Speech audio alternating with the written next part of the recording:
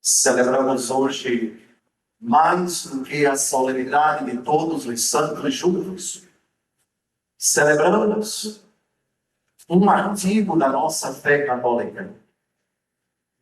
Daqui a pouco recitaremos no credo: creio na comunhão dos santos.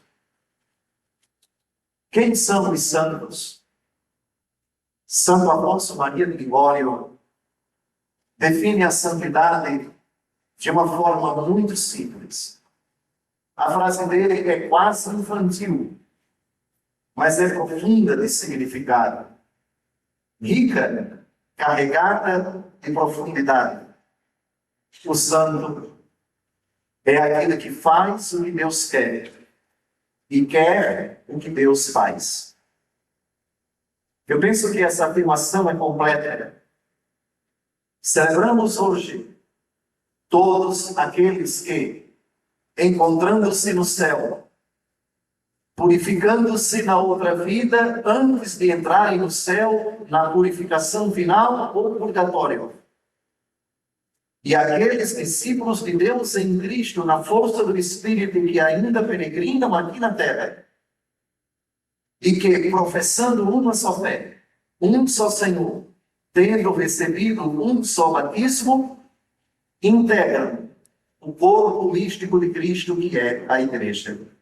Particularmente celebramos os nossos irmãos que já triunfaram, aqueles cuja santidade já está glorificada, portanto, uma santidade que já atingiu a plenitude, que já chegou à perfeição. A santidade dos que se encontram no purgatório ainda se purifica, ainda não atinge a plenitude, ainda não chegou à perfeição. Por eles, nós rezamos na liturgia da igreja, de forma especial, no dia 2 de novembro, que não é dia de finados, é dia da comemoração dos fiéis falecidos. Trata-se de uma festa católica, não de uma celebração pagã. Nunca digam 2 de novembro é dia de finados. É errado. 2 de novembro é o dia da comemoração dos fiéis falecidos. Comemoramos aqueles que morreram em Cristo. Pedimos a Deus de forma especial, sufragamos os nossos irmãos que nos deixaram e que presumimos ainda precisam de nossas preces, porque se purificam no purgatório. A celebração de hoje, justamente para que haja uma catequese toda especial sobre esses nossos irmãos que já se encontram na glória do céu. Qual é a diferença entre a santidade dos que se encontram no céu e a santidade dos que se encontram na terra? A santidade dos que se encontram no céu atingiu a plenitude. A nossa ainda está sujeita ao pecado, ainda está sob o risco de se comprometer e de cair em pecado mortal. Trata-se de uma santidade que precisa de cuidado, que precisa de esmero, que precisa do nosso esforço, do nosso empenho, até atingir a perfeição, contando com a graça de Deus. É São Paulo, na carta aos Filipenses, capítulo 1, versículo 6, quem define bem qual é a tensão da santidade que ainda peregrina nesta terra. Diz ele, aspas, eu estou convencido de que aquele que iniciou em vós esta obra excelente vai levar à perfeição até a plenitude de Jesus Cristo. É uma santidade aqui peregrina, aqui na terra, que precisa crescer, que deve atingir a plenitude. E por isso mesmo é arriscada, está sujeita a se perder. Por isso nosso Senhor Jesus Cristo diz a todos os santos, só quem perseverar até o fim será salvo. A santidade que nos é dada pela fé e pelo batismo, e que é confirmada a cada ato de fé, e que é renovada em cada sacramento que celebramos, que recebemos dignamente, precisa de todo o nosso cuidado. Vigiai, orai, o espírito está preparado, a carne está fraca. a carne é fraca. Pois bem, para os que caminham aqui na terra, a necessidade de todo cuidado, de toda prudência, a fim de que a santidade que nos foi dada não se perca. E mais do que isso, cresça até atingir a perfeição. Somente na hora da morte, essa santidade que nos foi dada revelar-se-á digna do merecimento da frase de Jesus: muito bem, servo bom e fiel, se foste fiel um pouco, entenda-se, aí na terra, serás fiel muito, entenda-se, aqui no céu. Amados irmãos, importa primeiro mostrar em que consiste a santidade no céu, depois mostrar como e por quê, quais os méritos, qual o caminho, quais os critérios, quais os parâmetros para que a santidade aqui na terra revele-se plenamente exitosa e redunde um dia na participação naquilo que os olhos não viram, naquilo que os ouvidos não ouviram, o que Deus preparou para aqueles que o amam. A homilia de hoje será, depois dessa introdução, dividida em duas partes. A primeira, nós falaremos dos nossos irmãos que já se encontram na glória. Falaremos da santidade que pretendemos almejar, da glória que pretendemos possuir, da felicidade que um dia esperamos deva participar. A segunda parte da homilia será a santidade que se desdobra aqui na terra. Eu quero ser santo. A santidade é uma necessidade para o cristão. Como viver a santidade? Quais os critérios, os parâmetros para uma pessoa ser santa? Primeira parte da homilia, a santidade que se encontra já no céu. Ela é descrita de forma simbólica na primeira leitura que nós acabamos de ouvir, o Apocalipse de São João, o último livro escrito do Novo Testamento e, portanto, da Bíblia. Os exegetas são unânimes em afirmar que esse livro foi escrito no final do século I da era cristã, mais precisamente no ano 96. Foi escrito pelo apóstolo e evangelista João, que depois da ascensão de Nosso Senhor foi para a cidade de Éfeso, atual Turquia, onde exerceu o seu ministério até a morte.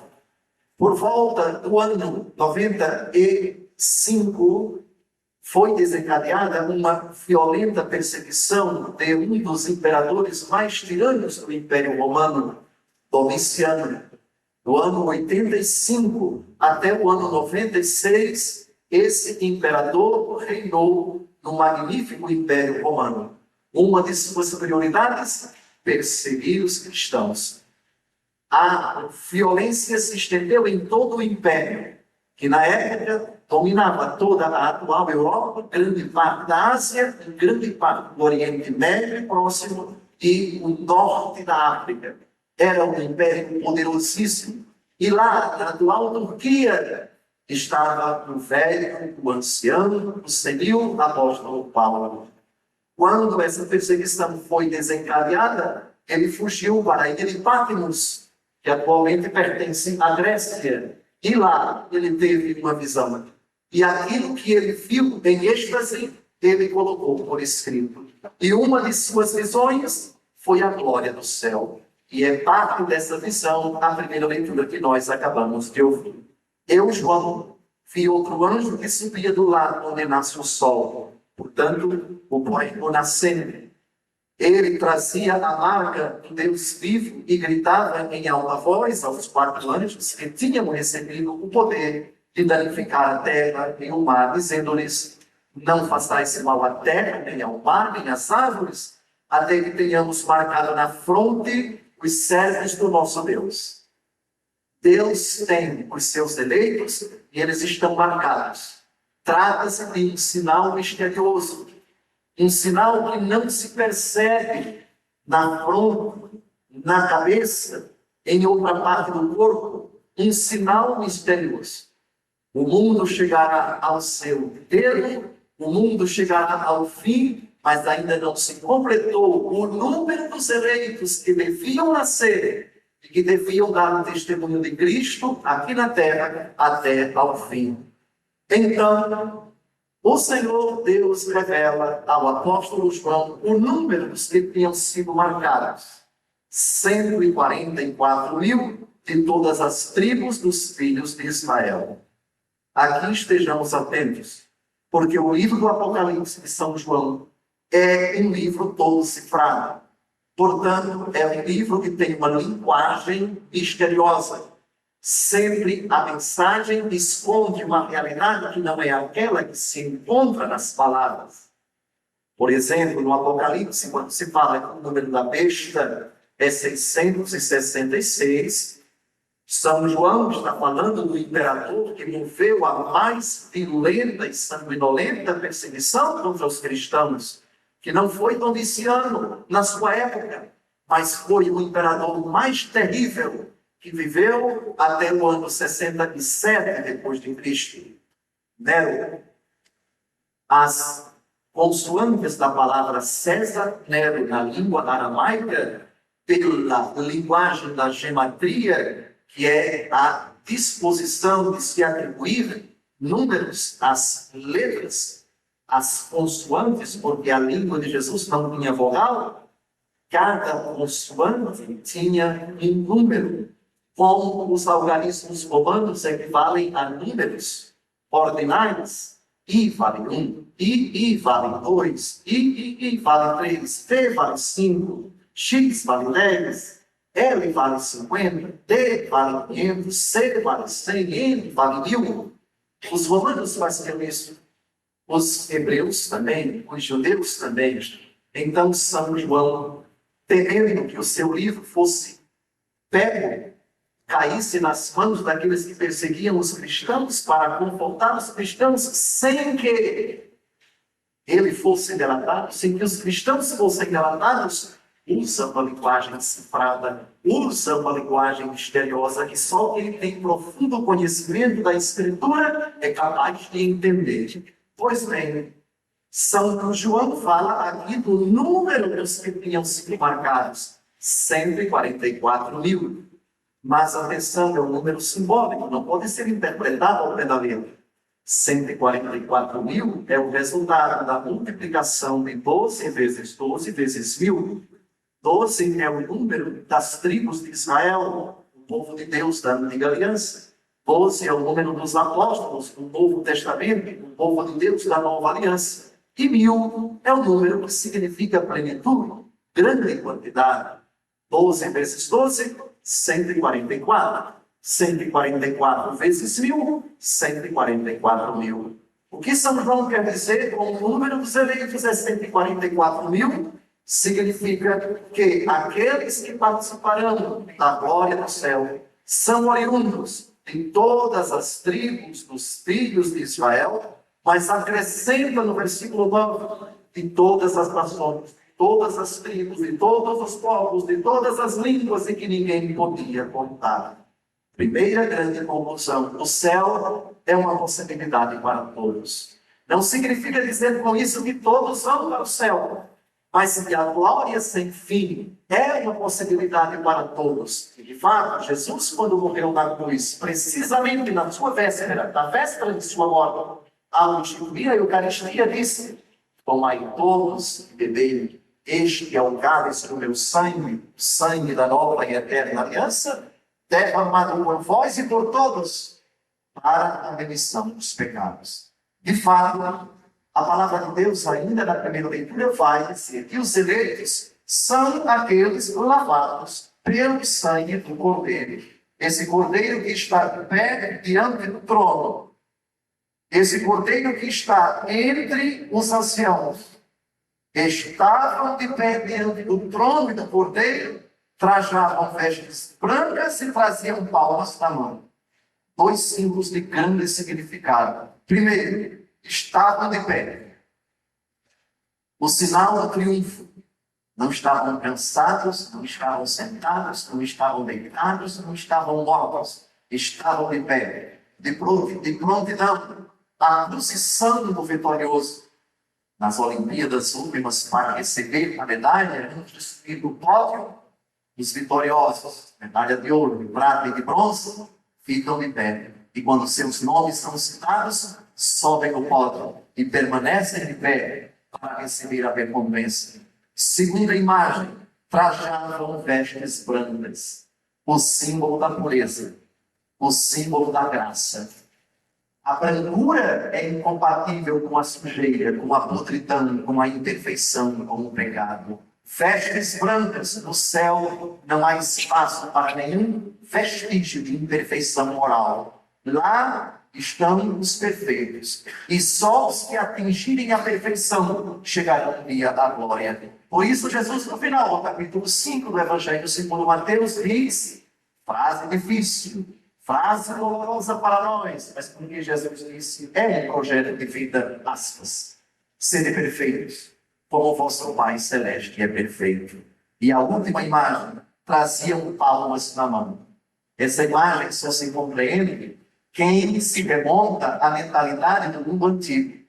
A palma, ou o louro, era um símbolo com que se saudava aquele que vencia uma batalha. O louro, naquele tempo não havia medalha de prata, de bronze ou de ouro, se colocava um louro na cabeça da pessoa, uma espécie de coroa. E para os outros que saudavam os vitoriosos, palmas na mão. O gesto que a população de Jerusalém fez quando Jesus entrou na cidade montada num jumento.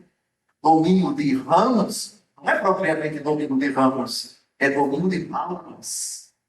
Palmas não no sentido de aplaudir, mas de um tipo de planta que significava o elogio, a exultação, os votos de parabéns, a felicitação daqueles que se alegravam com a vitória dos outros, e também com a sua própria vitória. E aqui está o hino dos eleitos. Todos proclamam com voz forte. A salvação pertence ao nosso Deus, que está sentado no trono e ao Cordeiro.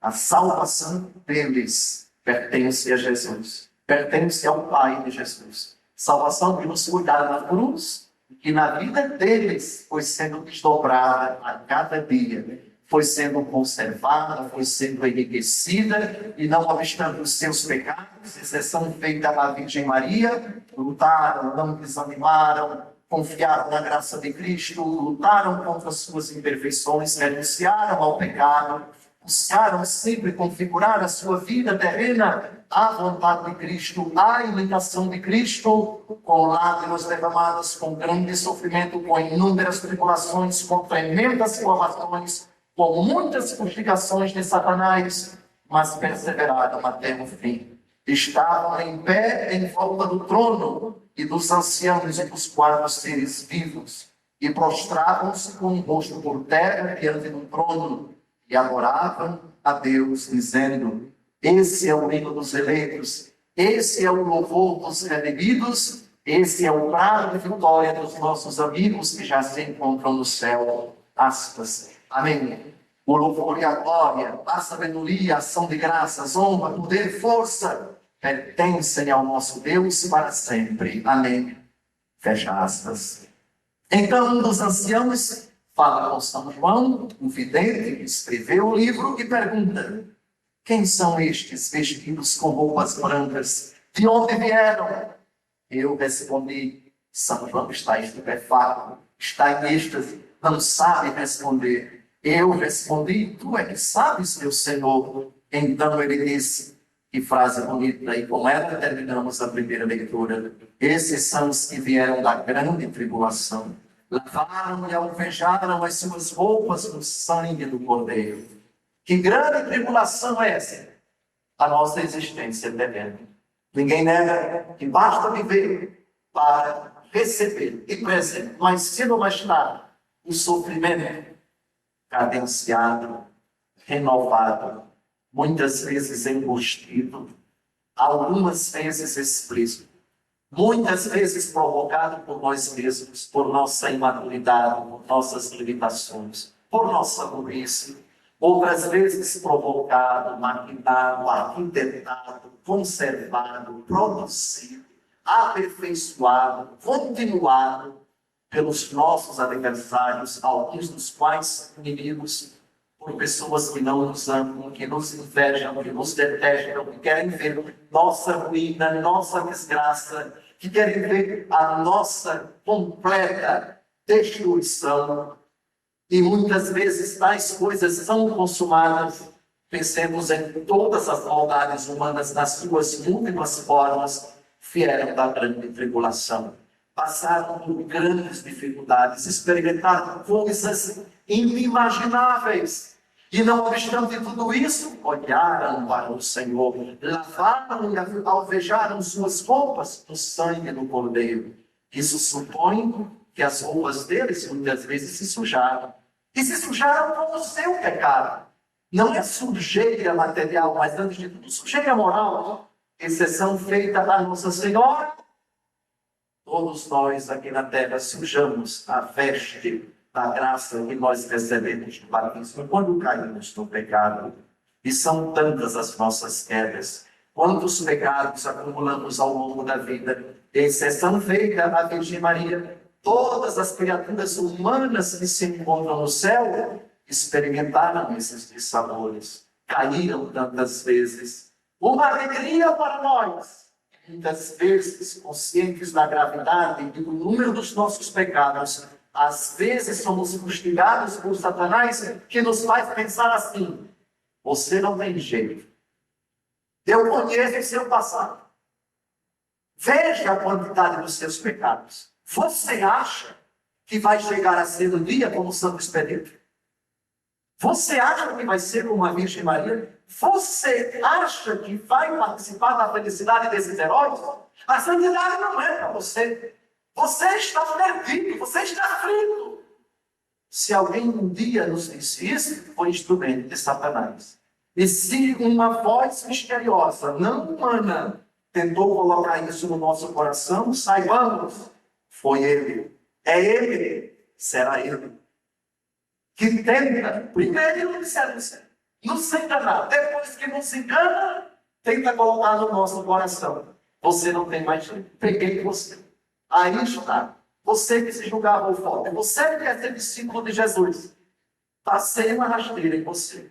E agora você vê a confusão, a dúvida no seu coração. Será que eu chegarei ao céu? Será que eu obterei essa felicidade? Será que um dia eu participarei dessa alegria dos nossos irmãos, cuja memória estamos celebrando hoje? Amados, eles lavaram, eles alvejaram as suas roupas no sangue do Cordeiro. Tiveram a humildade de se colocar diante de Deus e dizer, como o filho pródigo: Pai, pequei contra o céu e contra ti. Já não sou digno de ser chamado teu filho, trata-me como um servo. Para os católicos, isso acontece de forma solene no sacramento da confissão. Tantas vezes eu caia, quero dizer isso a Jesus hoje. Eu procurarei, com a graça de Deus, o sincero arrependimento dos meus pecados. Lutarei contra essas minhas tendências e procurarei sempre no sacramento da confissão lavar e alvejar a veste da graça que eu recebi no dia do batismo, no sangue do Cordeiro, pela misericórdia de Jesus, recebendo a absolvição do sacerdote. Animai-nos, portanto, santos que peregrinamos aqui na terra, animemo-nos com essa certeza, fortaleçamo-nos com essa convicção. Exceção feita à Virgem Maria, todos eles caíram, criaturas humanas, mas lutaram com a graça de Deus, não desanimaram. A santidade acima de tudo. Essa é a nossa única meta. Não existe outra missão, não há outro projeto, essencialmente falando, na nossa vida, senão atingir a santidade. Cantamos com a voz angelical da nossa salmista: é assim a geração dos que procuram o Senhor. Senhor, quem subirá até o monte? Quem ficará em tua santa habitação? O salmista diz: quem tem mãos puras, inocente coração, quem não dirige sua mente para o crime. São alguns critérios da santidade. Aqui eles são resumidos, não estão todos colocados. É Jesus quem vai colocar no Evangelho, que agora vamos explicar. Pois bem, depois de termos falado um pouco dessa multidão de irmãos e irmãs, de amigos nossos, incluídos os anjos, que já se encontram no céu, agora vamos à segunda e última parte da homilia, que é a santidade na minha vida. Eles passaram, venceram. E eu, Dom José, e eu que saí da minha casa com esse anelo, o anelo do Salmo 42, assim como a força suspira pelas águas, a minha alma suspira por vós, ó Senhor. Quando irei ao encontro de Deus e verei tua face, Senhor, mostra-me agora pelos lábios do teu sacerdote e do teu bispo, ó Senhor Jesus, o que eu devo fazer para alcançar a santidade. A santidade está descrita num projeto, vamos chamar de Constituição dos Santos. A Constituição dos Santos é o Sermão da Montanha. Mateus, capítulo 5, de 1 a 12, eu convido você agora a, olhando no jornalzinho de quando ele fez, mas como ouvidos atentos ao que Jesus vai nos falar, vamos explicar quais são os critérios da santidade. O que devemos fazer aqui na terra para atingirmos a santidade? Os discípulos aproximaram-se e Jesus começou a ensiná-los. Primeira bem-aventurança. Bem-aventurados os pobres em espírito, porque deles é o reino dos céus. Pobre em espírito, pobreza de espírito. Atenção, como estamos diante de uma expressão que tem um complemento nominal, o acento deve ser dado primeiro no complemento do nome, no complemento nominal. Pobres em espírito. Na Bíblia existem 4 tipos de pobreza. Existem 2 pobrezas materiais e 2 pobrezas espirituais. Das 2 pobrezas materiais, uma é positiva e outra é negativa. E das 2 pobrezas espirituais, uma é positiva e outra é negativa. Pobreza material negativa, a indigência, a miséria, quando se passa a necessidade. É uma pobreza que deve ser combatida. O texto deve estar situado no contexto. Será preciso identificar, na intenção de quem fala e de quem escreve, o contexto da frase ou do capítulo, para identificar. Essa pobreza aqui não é boa, logo deve ser combatida. Jesus nunca legitimou a pobreza material negativa, porque ele veio para que todos tenham vida e vida em abundância. Jesus, diante da carência das pessoas, curou os enfermos, multiplicou os pães, os peixes. Logo, o próprio Jesus combateu a indigência, pobreza material negativa.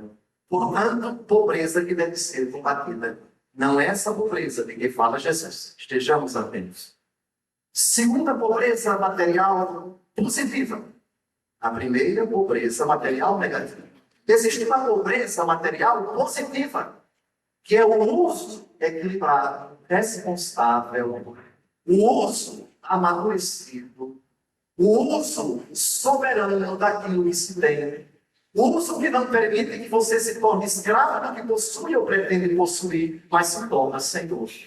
Quem lembra qual foi o evangelho no qual um jovem se aproximou de Jesus e disse: "O que devo fazer para ganhar a vida eterna?" Jesus disse: "Obedeça aos mandamentos." Ele disse: "Já tenho feito isso desde a minha juventude." Jesus olhou para ele, amou e disse: "Uma coisa te falta. Vai, vende tudo que tens, dá-o aos pobres, depois vem e segue." Ele foi embora triste, porque era possuidor de muitos bens. É o antônimo da pobreza material positiva. A pobreza material positiva, ela é descrita pelo apóstolo Paulo na segunda carta aos Coríntios. Quem tem, viva como se não tivesse. Quem possui, viva como se não possuísse. Quem chora como se não chorasse. Quem se alegra como se não se alegrasse. Porque a figura deste mundo passa.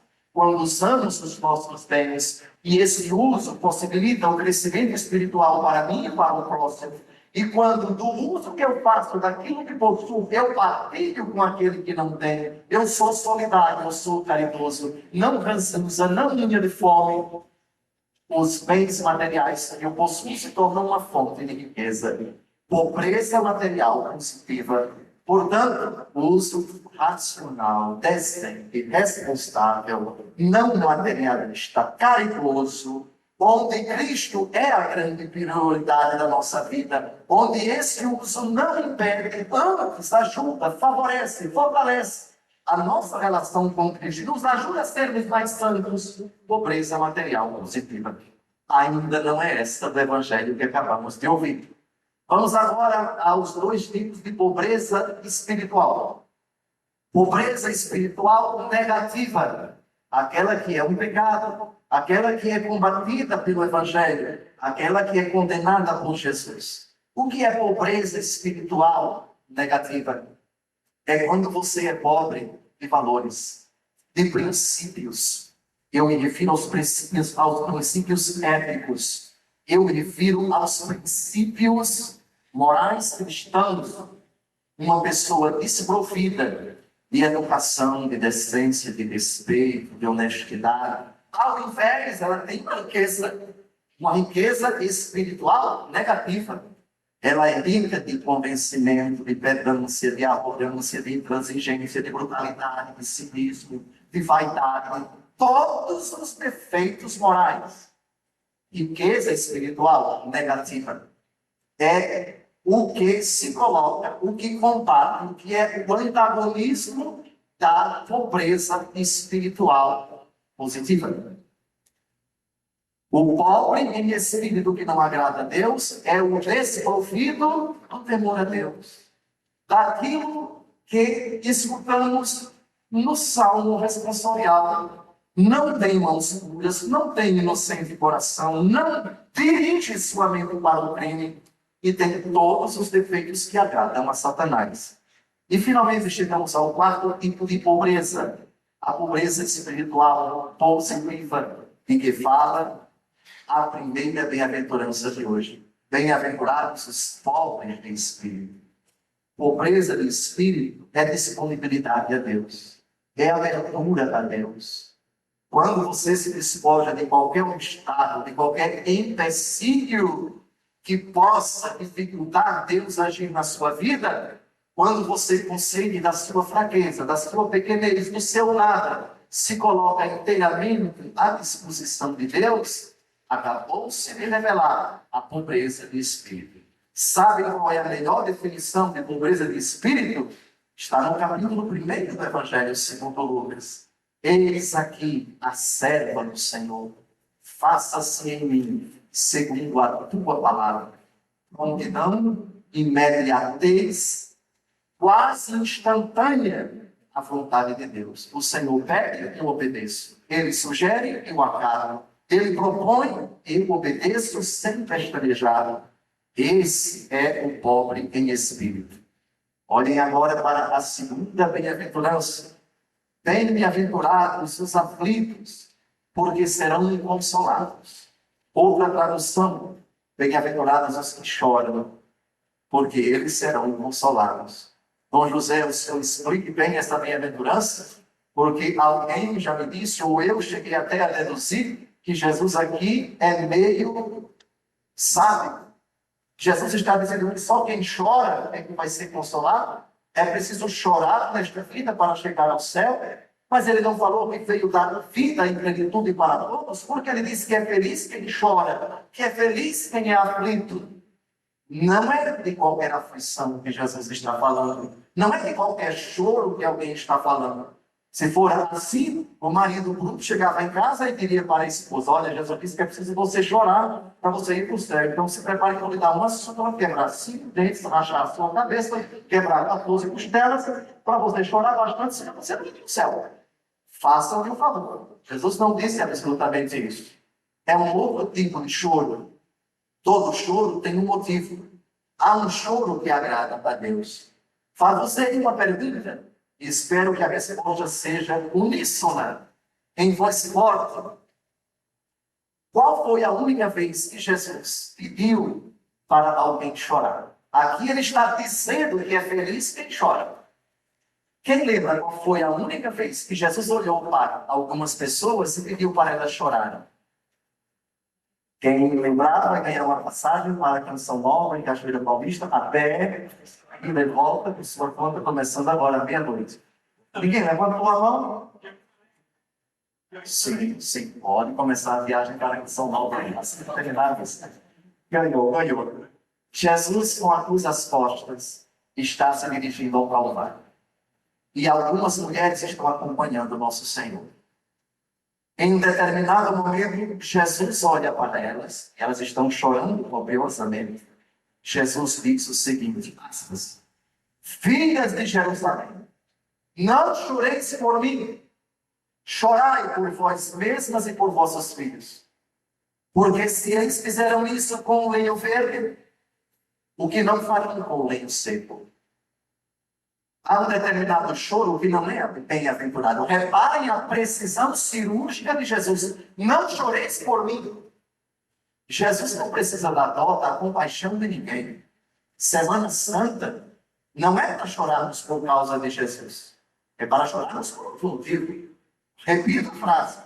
Não choreis por mim. Chorai por vós mesmos e por vossos filhos. Há um choro que agrada a Deus. Quando nós olhamos para nós mesmos e vemos tanta podridão dentro de nós e nos tornamos pessoas inconformadas. Eu não aceito esse tipo de imperfeição. Esse vício eu não posso tolerar. Eu não posso conviver com esse tipo de prática, com esse comportamento, porque isso ofende a Deus. E cada vez que ele cai, ele se abate. E cada vez que ele peca, ele chora. É uma revolta, é uma insatisfação contra as suas limitações. Esse é o choro dos arrependidos. Esse é o choro dos inconformados com suas quedas. Amados, também é um choro diante da maldade alheia. Eu, como bispo militar, como me angustio em saber que no estado de São Paulo, de janeiro até agora, mais de 80 militares da polícia do estado de São Paulo foram executados simplesmente por serem militares.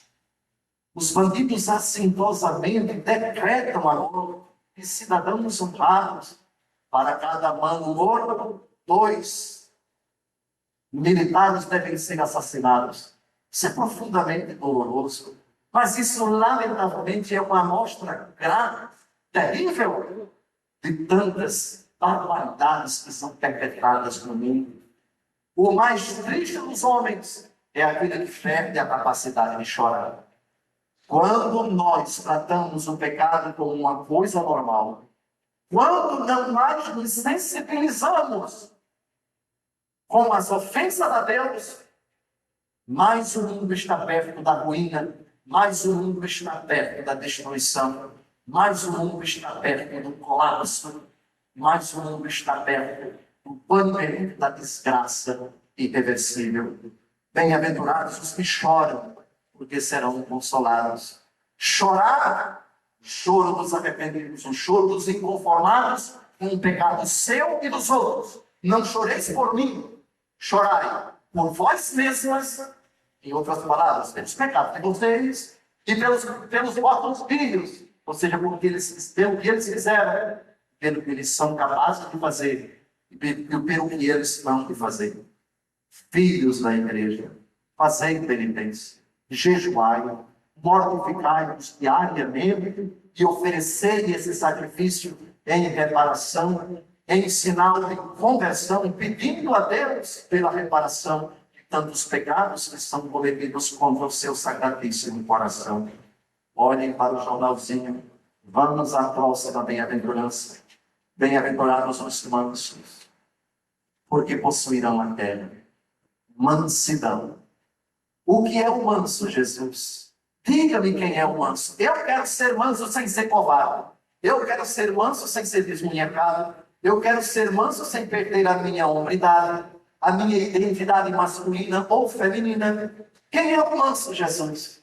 Mateus capítulo 11, de 26 a 28. Vinde a mim.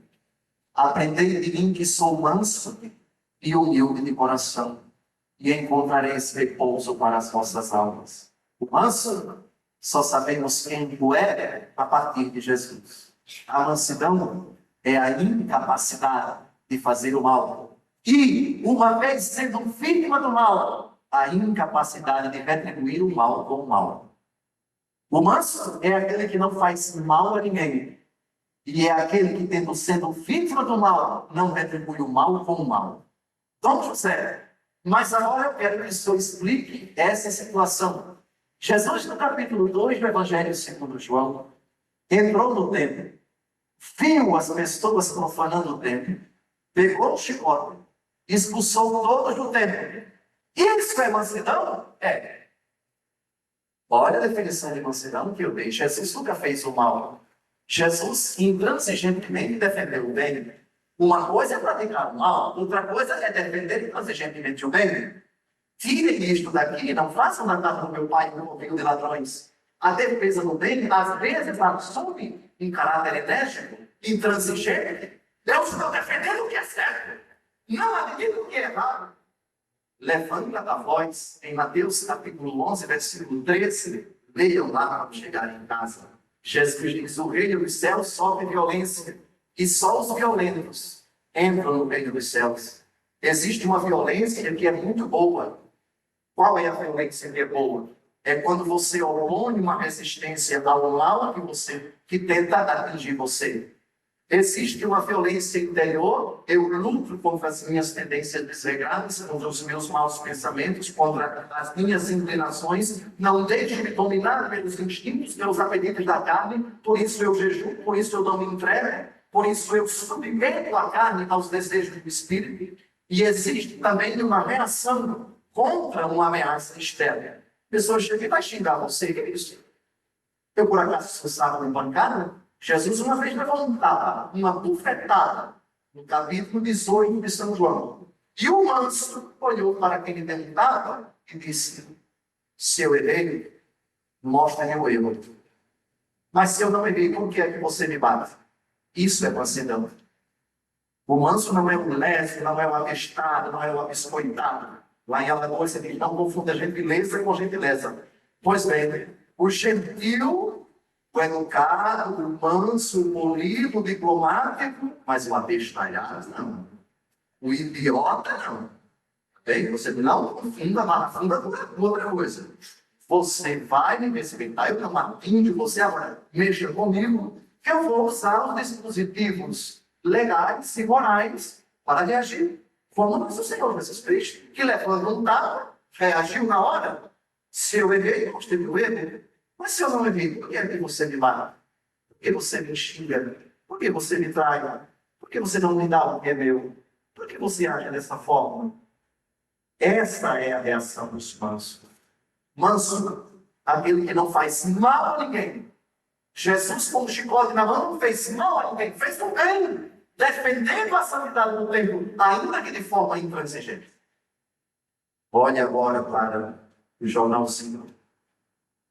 Bem-aventurados os que têm fome e sede de justiça, porque serão saciados.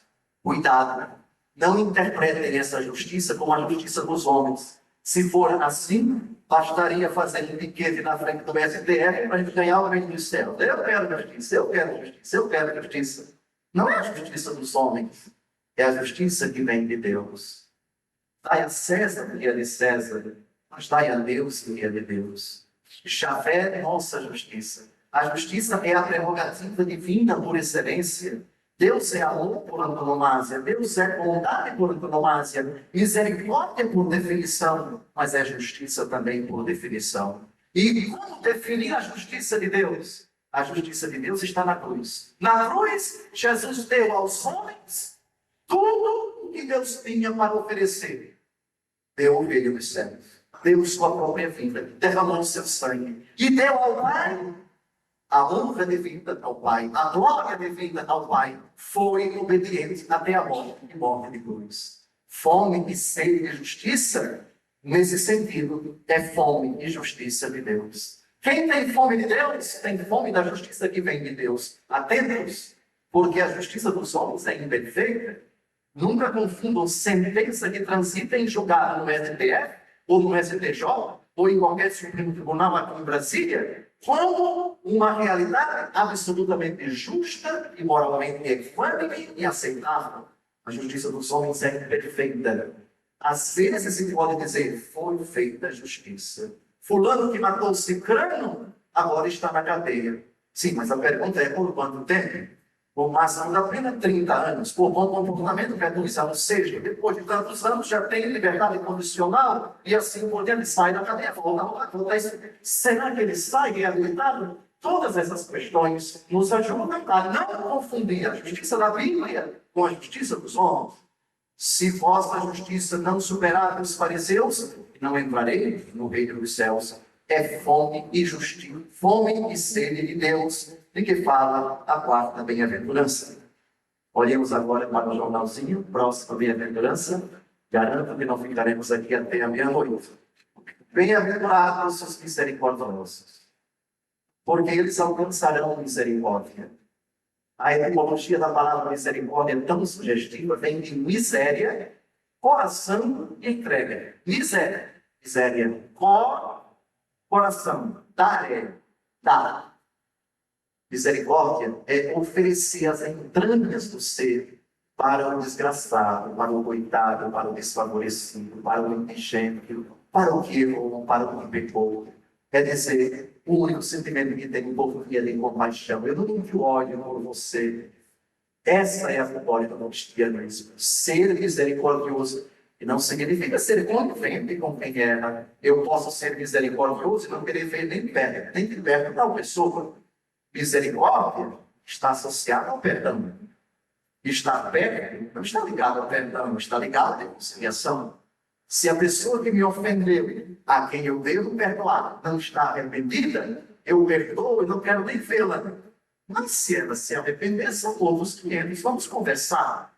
Perdão é uma coisa, depende de mim. Reconciliação depende dos dois. Para que voltemos a conviver juntos, você está arrependido. Faça a sua parte. Quando se arrepender, e a árvore se conhece pelos frutos, podemos pensar em reconciliação.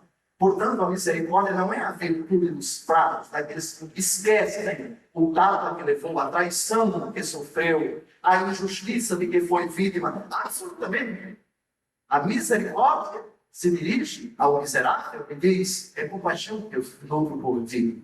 Agora, tudo mais, uma provável reconciliação, um provável ajuntamento, um provável restabelecimento da amizade, do negócio, do trabalho, etc. Isso vai depender não de mim que já perdoei, mas do fulano que me ofendeu. Vamos ver o que é que ele faz, como é que será a sua performance espiritual, e depois pensaremos de uma reconciliação. Bem-aventurados os puros de coração, porque verão Deus. Vestes brancas, lembram na primeira leitura de hoje? Quando o coração está despido daquela riqueza espiritual negativa, quando não há maldade, não há malícia, não há segundas intenções, não há o pecado sendo buscado, produzido, sonhado, alimentado, não apenas do ponto de vista sexual, também, porque esse é um dos mandamentos da igreja, o sexto, o nono, não cobiçar a mulher do próximo, nem guardar a castidade. Nono mandamento. E também o homem, não cobiçar a mulher do próximo. O sexto mandamento. Não pecar contra a castidade. Mas também uma pureza moral. Uma pureza de caráter. Uma pureza que evoca uma ideia de riqueza de virtudes, de caráter, de predicados morais bíblicos. Pureza do coração. No meu coração não há espaço para a perversidade, para pensamentos espúrios, para sentimentos de vingança, de maldade, de perversidade, etc. Porque eles serão a Deus. Bem-aventurados os que promovem a paz, porque serão chamados filhos de Deus. Essa bem-aventurança tem relação com o quê? Com a busca, a sede da justiça, não a paz dos homens. Eu vos deixo a paz, eu vos dou a minha paz. Paz que é fruto da fidelidade a Deus, paz que é fruto da obediência a Deus. Paz que levam os cristãos a construir uma convivência pacífica, harmoniosa, pautada nessa realidade tão bonita, tão imprescindível na convivência entre as pessoas díspares, as pessoas que pensam diferente, que acreditam em credos diferentes. O Papa João XXIII define a paz de uma forma muito simples. A paz é a tranquilidade da ordem. Que definição bonita. Bem-aventurados os pacíficos. Bem-aventurados os que são perseguidos por causa da justiça. Penúltima bem-aventurança, porque deles é o reino dos céus. Perseguidos por causa da justiça. Não é a justiça dos homens, mas é a justiça de Deus. Eu quero aquilo que Deus diz que é certo. Aquilo que Deus diz que é justo. Eu luto por essa prerrogativa que é, antes de tudo, bíblica. Pode até estar consignada na Constituição, no Código Civil, no Código de Ética, nas relações humanas, mas é, antes de tudo, um imperativo bíblico, uma exigência do Evangelho, a justiça. E, finalmente, bem-aventurados sois vós quando vos injuriarem e perseguirem e mentindo disserem todo tipo de mal contra vós por causa de mim. Alegrai-vos e exultai, porque será grande a vossa recompensa nos céus. Muitos desses nossos irmãos que estão na glória foram injustiçados, injuriados, agredidos, ameaçados, perseguidos, mas uma gama de desmoralização, de insultos terríveis. Eles foram vítimas de tudo isso. E para nós, por causa de Cristo, mantemos. Não é por outro motivo humano, é por causa de Jesus. São vítimas da mentira, das injúrias, das perseguições de quem quer que seja. Esse está no caminho da santidade. Alegrai-vos, exultai, será grande no céu a vossa recompensa. Amados, eis a santidade pela qual vale a pena lutar. Essa é a nossa meta. Ser santo, então, José, é difícil? Claro que é. Quem quiser me seguir, negue-se a si mesmo. Tome a sua cruz e siga-me. Pois quem quiser salvar a sua vida, vai perdê-la. E quem perder a sua vida, por causa de mim, vai ganhá-la. Isso já tratamos há umas 4 ou 5 semanas atrás.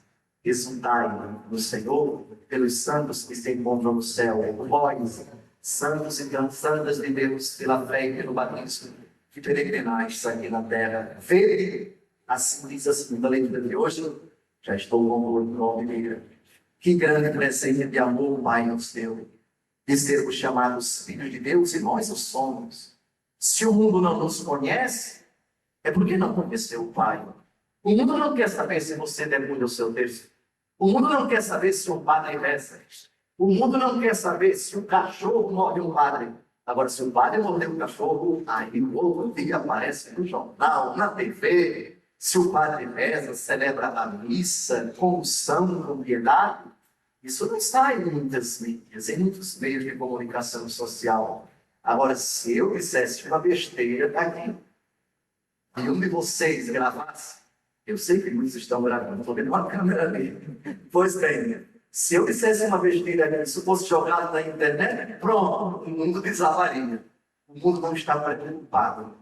Não da igual, não da notícia, não da projeção da santidade, da fidelidade do esposo à esposa, da decência, do cumprimento do dever, da oração, da confissão, da fidelidade a Jesus. De muitas formas, essa é a santidade com que devemos nos preocupar. Deixemos um pouco de lado o que o mundo pensa a nosso respeito. Se o mundo não nos conhece, segundo a leitura, é porque não conheceu o Pai. Mas, quando Jesus se manifestar, seremos semelhantes a Ele, porque o veremos como Ele é. E todo o que espera dele purifica-se a si mesmo, como Ele também é puro. Olhemos agora para essa pleia de irmãos e irmãs que lá no céu não precisam de nossas orações, mas apresentamos nossas orações a eles para que junto a Jesus digam: Jesus intercedemos por eles perante ti. Rogamos a ti por eles. As orações dos santos aparecem no capítulo 5 e no capítulo 8 do Apocalipse de São João. Peçamos sempre a eles. Santa Maria, rogai por nós. São João Batista, rogai por nós. São Expedito, São Miguel Arcanjo, amigos de Deus que já participam do triunfo do qual um dia pretendemos participar. Rezai por nós, intercedei por nós, que nas lutas desta vida, pela nossa fé, queremos ser fiéis a Jesus e queremos um dia com vós passar pelos umbrais tenebrosos da morte, com a consciência tranquila do dever cristão cumprido, para ouvir daquele que um dia vos disse: muito bem, servos bons e fiéis, também ouçamos de nosso Senhor, você, por ter perseverado até o fim, vai agora experimentar para sempre da felicidade. E eu preparei, antes da criação do mundo, para os meus heróis, para os meus discípulos, para os meus seguidores,